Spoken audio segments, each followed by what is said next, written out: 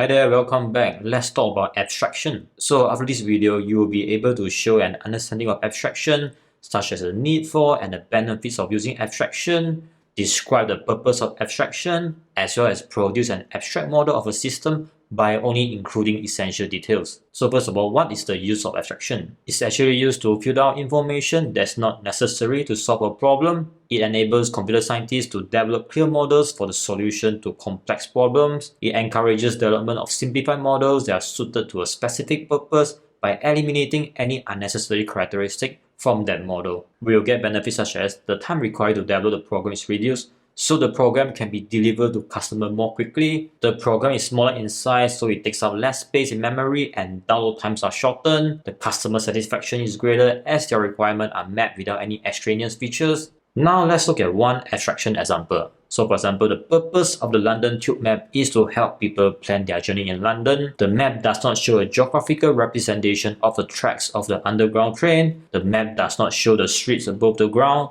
The map only shows the stations and which train lines connect the station. It means that for this London Tube map itself, it doesn't say which street it belongs to or which area or location it belongs to. For example, Hyde Park Corner, Green Park, Piccadilly Circus, all these station names doesn't show where their exact location is. So in a nutshell, the information that's not necessary when planning how to get from one landmark to another is filtered out. I hope you learned something new from this video. Definitely please like my video and leave your comment and please subscribe to the channel. Thank you and I'll see you again then. Bye bye.